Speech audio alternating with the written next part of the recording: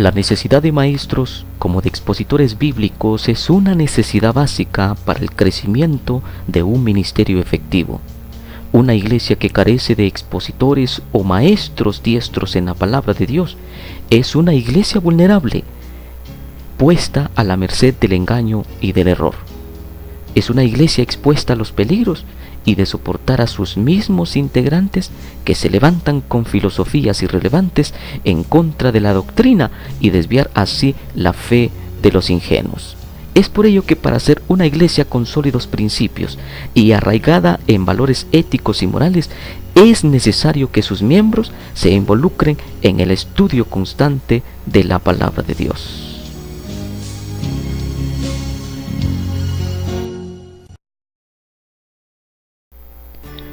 En el mensaje anterior, estuvimos viendo que la hermenéutica se divide en dos partes bien diferenciadas, lo que se denomina hermenéutica general y hermenéutica especial.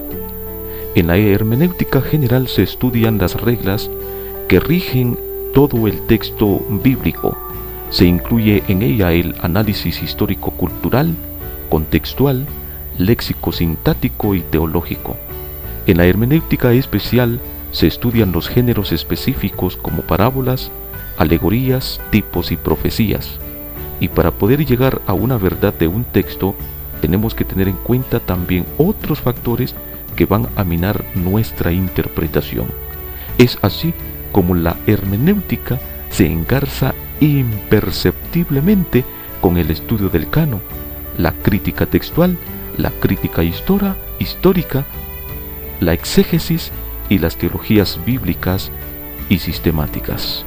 Estuvimos viendo también algunas definiciones de conceptos y estuvimos hablando sobre la canonicidad. Dijimos que canonicidad no significa que los hombres le concedieron autoridad a dichos libros, sino que ellos, los libros, ya lo poseían.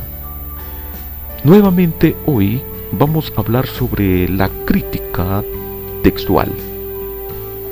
¿Qué es la crítica textual? Algunas veces conocida también como la baja crítica. Es la ciencia que intenta determinar qué palabras fueron escritas originalmente por los autores. Algunos teólogos conservadores arguyen en contra de esta, ya que según ellos, en vez de acercarse más a las escrituras, los aleja. El estudio de la crítica textual se hace necesario cada vez más debido a que no poseemos escritos originales, sino copias de copias, y algunas de ellas con variantes.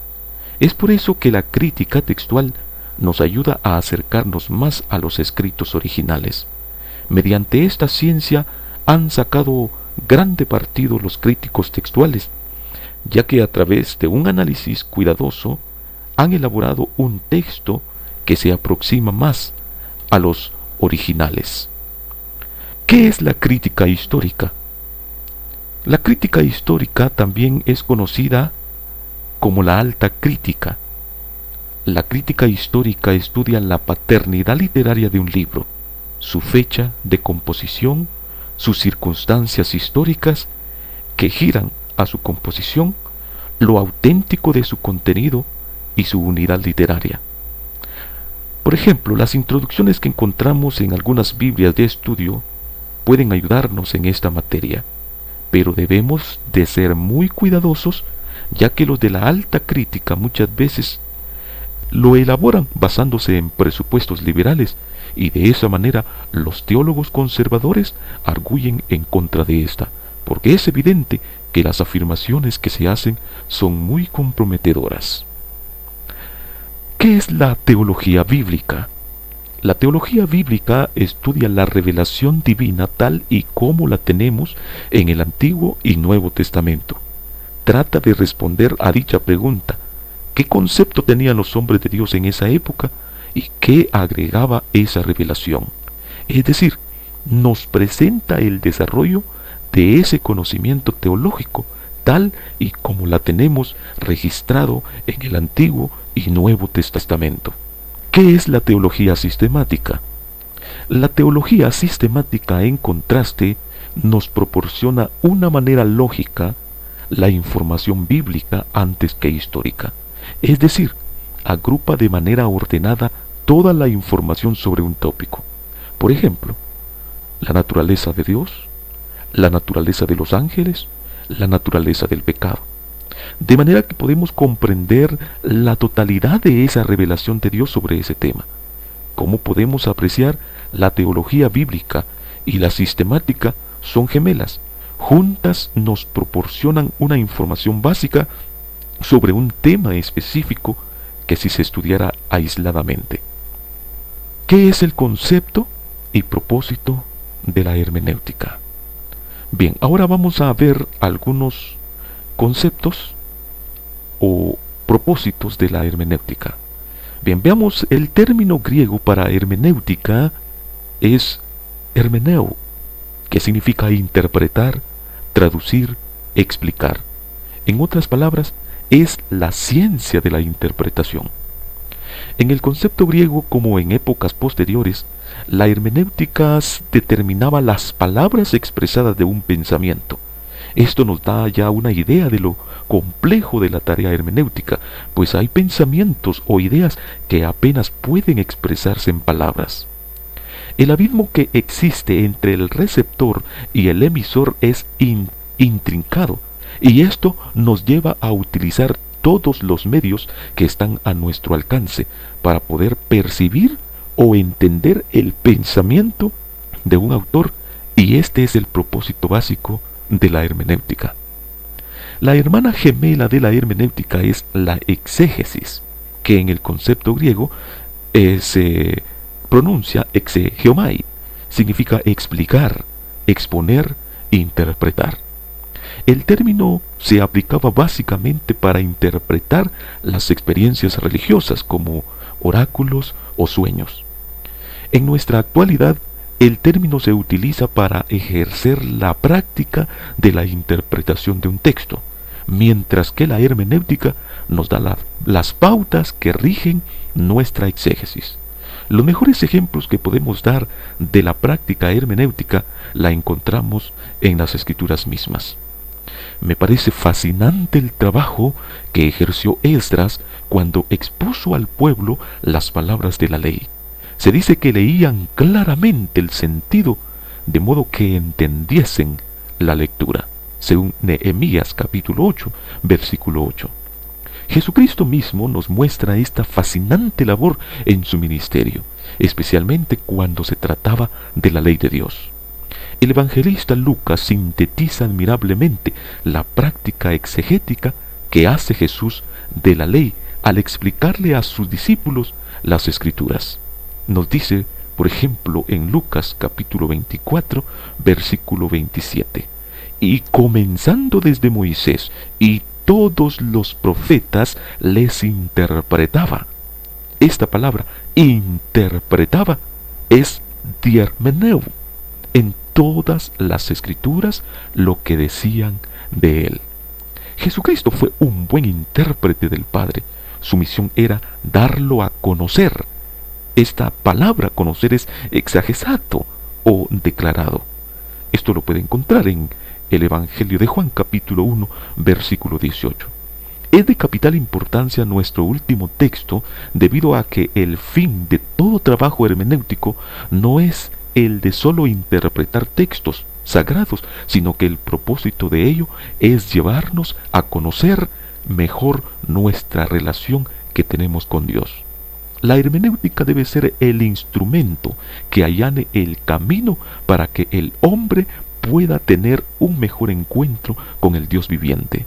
Todo trabajo exegético debe realizarse siempre con una misión evangelística y pastoral.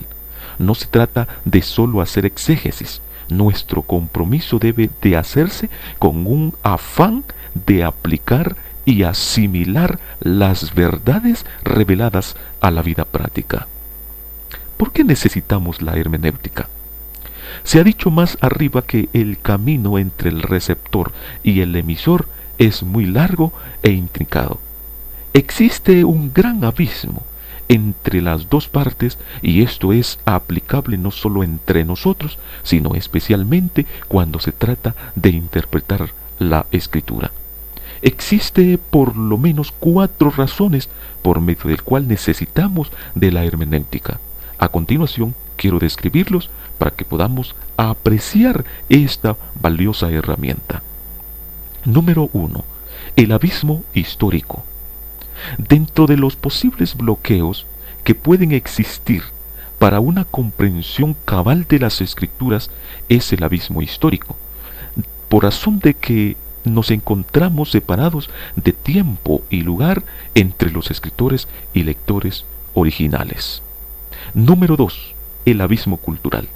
Cuando estudiamos a ciertos personajes, objetos o hechos en la Biblia, muchas veces encontramos bloqueos por razones de que la cultura de aquel tiempo es muy diferente que la nuestra.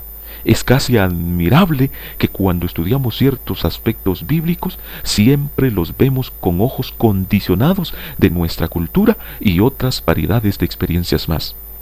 Recordemos que la vida de los antiguos hebreos era muy diferente que la nuestra. Número 3. El abismo lingüístico. La Biblia fue escrita en 3 idiomas diferentes: hebreo, arameo y griego. Esto a la vez dificulta nuestro trabajo interpretativo. Dejaríamos de apreciar tantas riquezas si nosotros pasamos desapercibido el lenguaje de los antiguos hebreos. Por ejemplo, en Génesis capítulo 41 versículo 16 se registra a Dios como actor y sujeto de la oración, el cual es el que va a dar una respuesta propicia al sueño de Faraón. En la Biblia de Valera, versión de 1960, se pone el orden exacto literalmente del hebreo. Dios será el que dé respuesta propicia a Faraón. Al verterse el idioma hebreo al castellano, nuestros traductores no nos ofrecen la fuerza enfática que se le dio en el hebreo. En la Biblia Dios habla hoy, tenemos el texto así: pero Dios le dará a su majestad una contestación para su bien. La palabra pero que encontramos en la Biblia, Dios habla hoy, aprecia el énfasis que tiene el idioma hebreo. Esto es únicamente una reseña para darnos cuenta del bloqueo que puede existir entre el idioma lingüístico de la Escritura con el nuestro. Número 4. El abismo filosófico. El concepto que tenían los antiguos acerca de la vida, las circunstancias, la naturaleza del universo difiere muchas veces con el nuestro. Todo exegeta debe de estar consciente de la semejanza o el contraste de la cosmovisión filosófica de la vida. Las complejidades se multiplican de diversas maneras, sobre todo porque creemos que la Escritura no es producto de un solo escritor, sino escrita por diversos autores, con diferentes cambios políticos, sociales, culturales y religiosos. Y si le añadimos los diferentes estilos y géneros literarios, vemos lo imperioso de la necesidad hermenéutica. Me gustaría explicarles también algunos conceptos de inspiración, la iluminación y la revelación. Los conceptos que se tengan sobre estos puntos tendrán consecuencias directas sobre la interpretación de la Biblia. Por ello, necesitamos entender qué significado tienen cada uno de ellos. Primero, la iluminación. Con este término nos referimos al trabajo que hace el Espíritu Santo en abrir los ojos espirituales para comprender las verdades reveladas. Involucra no solo al emisor, sino también al receptor. Las verdades reveladas en la Escritura no puede comprenderse aparte de la acción que hace el Espíritu Santo en un creyente. La iluminación es el trabajo continuo del Espíritu para que un creyente pueda entender y aplicar dicho conocimiento a la vida práctica. Un creyente desobediente es imposible que pueda percibir de forma clara las enseñanzas de las Escrituras. El apóstol Santiago tenía esto en mente al decir, por lo cual, desechando toda inmundicia y abundancia de malicia, recibid con mansedumbre la palabra implantada. Vea, este texto es muy importante. Está en Santiago capítulo 1, versículo 21. La palabra iluminación es un término técnico. No la encontramos en las Escrituras, pero a pesar de ello, el concepto se sobreentiende. La Biblia tiene mucho que decirnos al respecto. Veamos algunos ejemplos de ello. En los Salmos, Salmo 119, versículos 18 y luego del versículo 33 al 35, dice de la siguiente manera: abre mis ojos y miraré las maravillas de tu ley. Enséñame, oh Jehová, el camino de tus estatutos. Dame entendimiento y guardaré la ley. Guíame por la senda de tus mandamientos. Estos pasajes claramente reflejan un deseo de iluminación por querer entender la palabra de Dios. Otro ejemplo de iluminación lo vemos en el Evangelio de Lucas, en donde a los discípulos se les abrió el entendimiento para que comprendiesen las Escrituras. Trabajo mismo del Señor Jesucristo. El apóstol Pablo oraba para que Dios interviniera, alumbrando los ojos de vuestro entendimiento, para que sepáis cuál es la esperanza a que Él os ha llamado y cuáles las riquezas de la gloria de su herencia en los santos. La iluminación la entendemos mejor distinguiéndola de los dos términos siguientes. ¿Qué es la revelación? Con este siguiente término hacemos referencia al acto mediante el cual Dios da a conocer lo que no podría saberse de otra manera. Los teólogos la llaman revelación especial, distinguiéndola así de la revelación natural, por el hecho de que la revelación natural es limitada y consiste solo en dos cosas: su eterno poder y su deidad, según Romanos capítulo 1, versículo 20. Por ello fue necesaria la revelación especial. Esto significa que al hombre le ha sido revelada la plenitud de la verdad de Dios. Fue el Espíritu Santo el agente de esa revelación.